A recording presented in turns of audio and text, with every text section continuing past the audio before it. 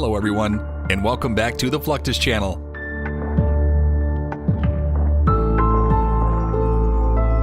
Vessel rescuing has been around since the 15th century.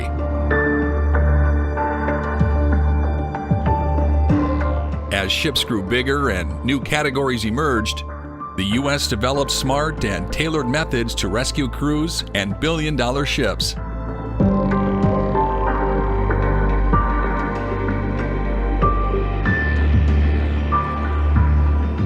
The process of rescuing a ship involves several procedures, including the towing, refloating, and repair of the ship.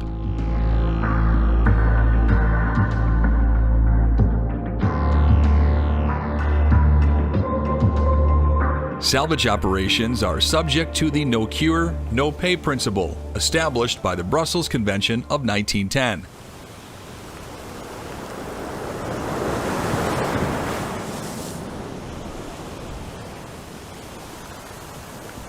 That means a salvage company that did not succeed in saving the ship and/or its cargo receives nothing. However, in 1989, this rule was expanded by introducing the Enhanced Salvage Award.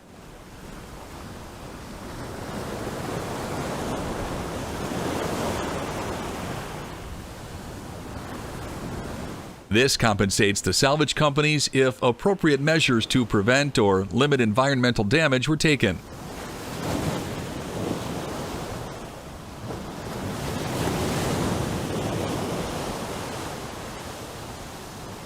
There are many types of maritime salvage operations: offshore salvage, harbor salvage, cargo and equipment salvage, afloat salvage, clearance salvage, and shipwreck salvage.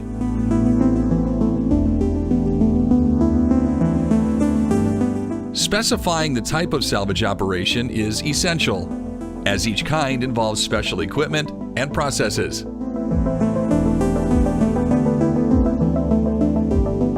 Weather conditions, technical issues, and human errors are all factors that might cause catastrophic scenarios.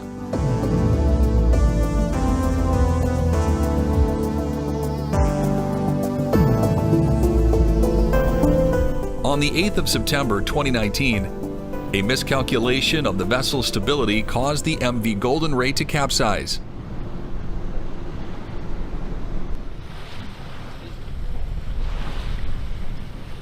It was carrying 4,100 cars and 24 crew members.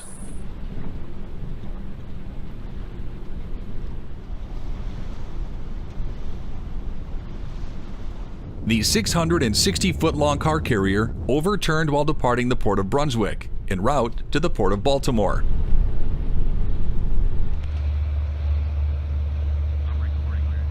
Failure to determine the vessel's stability caused the vessel to run aground at 90 degrees.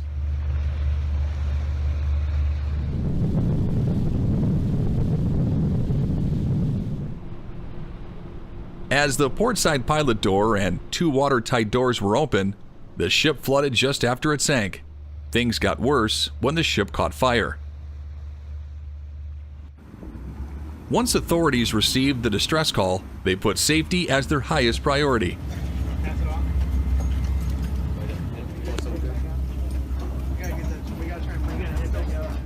Firefighters and highly skilled teams arrived by sea and air to put out fires and rescue the 24 crew members.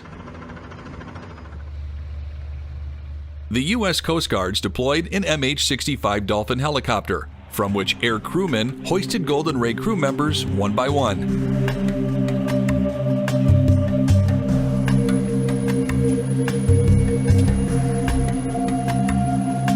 Five hours later, the air crew heroically succeeded in evacuating 20 crewmen. However, getting out the 4 remaining men was a tremendous challenge.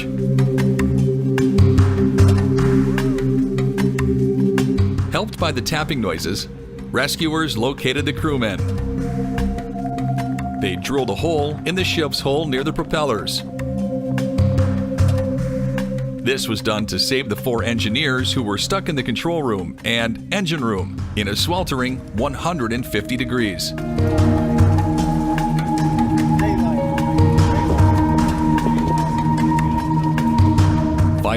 Flooding and saltwater corrosion meant the ship was declared a total loss, estimated at $62.5 million.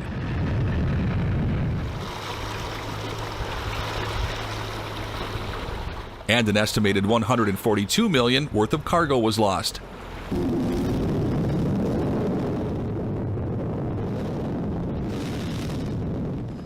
The vehicles were mainly brand new Kia and Hyundai cars, manufactured in Mexico, plus some other imported cars including Chevrolet, GMC, GM, Mercedes-Benz, and Dodge.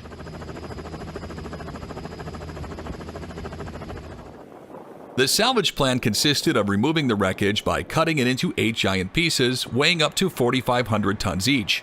But how? The car carrier was massive in size.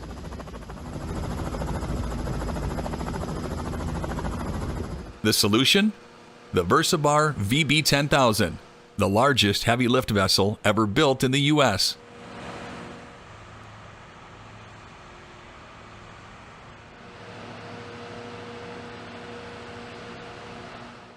The ship has a crane capable of lifting up to 6,800 tons, making it the ideal solution.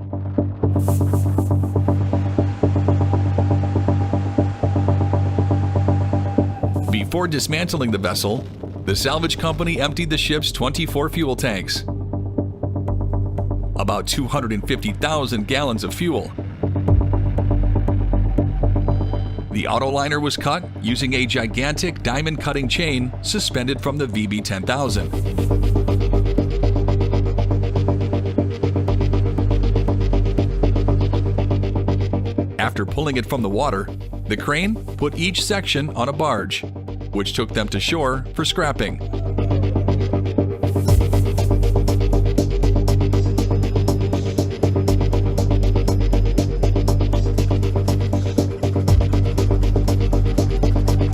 It was a tiring mission. Several times the ship caught on fire, slowing down the process.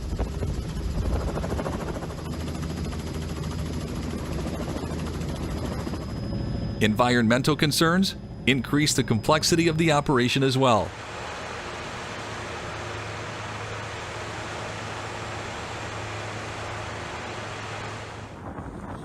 When removed, several cars were still inside the sections.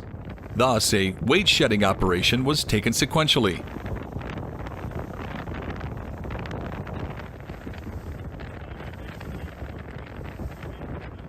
After almost 2 years of hard work, the salvage operation was completed in October 2021.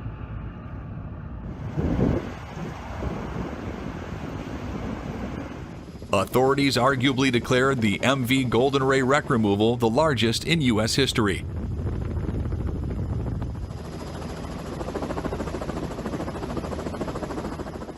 One common salvage operation in the Gulf of Mexico is the idle iron. This operation consists of decommissioning and removing rings used for offshore drilling, as well as oil and gas production.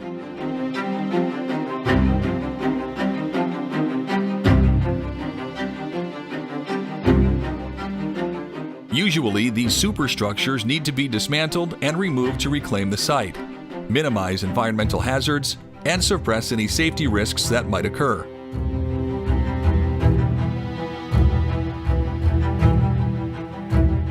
It's not unusual to see the Versabar 10000 performing this task.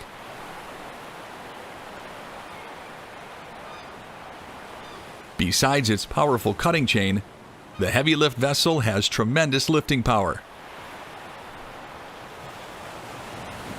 The structure is made of 2 trusses, about 240 feet tall, each connected to a barge.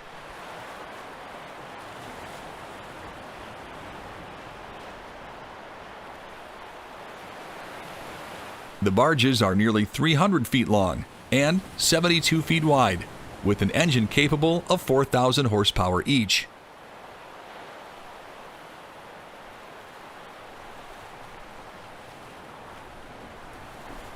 The VB-10000 uses its crane and pulling power to retrieve this rig. As the crane lifts the load, 2 tugboats maneuver a separate barge and steer it under the structure.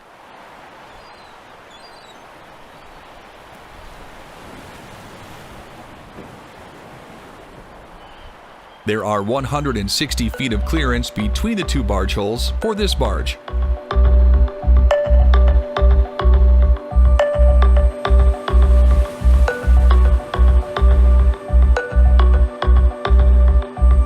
Once the barge finds its place, a crane operator carefully puts the load down on it, which will be transported to shore for future use.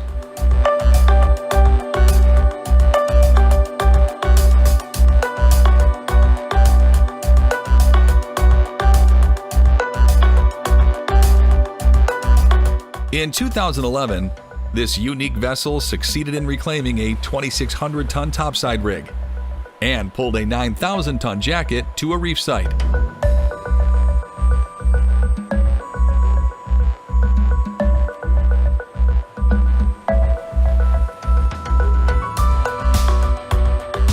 The process of decommissioning oil rigs involves plenty of procedures. This job comes with its unique challenges.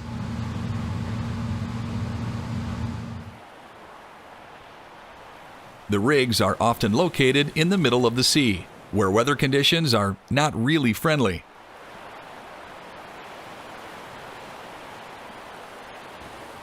Before dismantling the rig, experienced men and women conduct detailed planning and preparation to ensure a smooth and efficient removal campaign.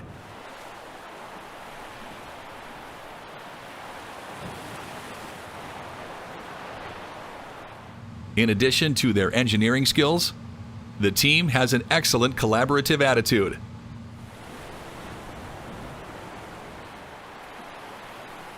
Ensuring communication throughout the entire project. Meeting deadlines is important. However, doing it without injuries or accidents is crucial.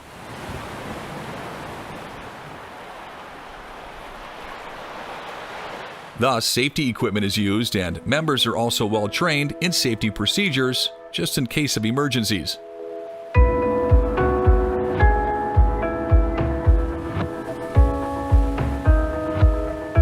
This dismantling has finished. Now the team is ready to transport the loads to a scrapyard. Before leaving the platform location, clearance verification is conducted to ensure that no debris or potential obstructions remain.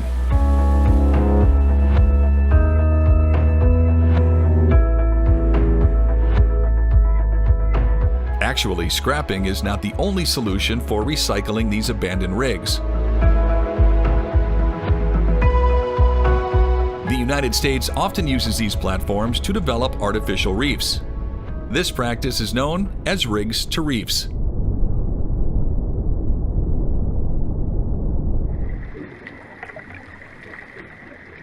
The concept was initiated by the U.S. Department of Interior in 1985.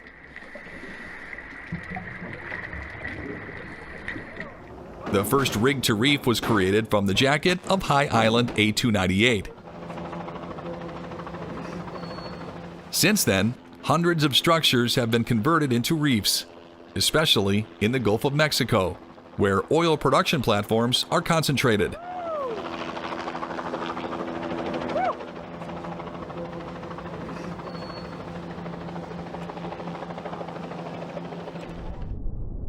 Rigs are made of solid and durable steel, providing shelter for marine life in open waters.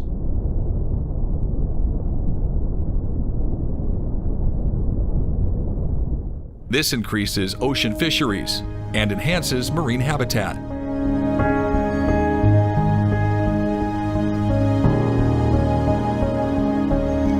Obsolete cargo ships might also be recycled into artificial reefs.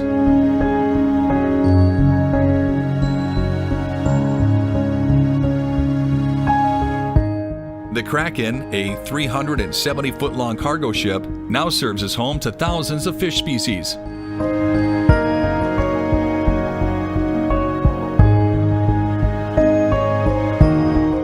Recycling wreckage or unused ships such as oil rigs into reefs is significant to preserving our sea flora and fauna.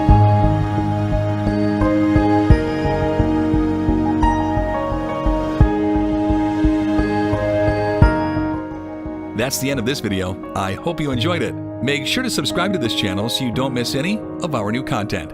See you next time.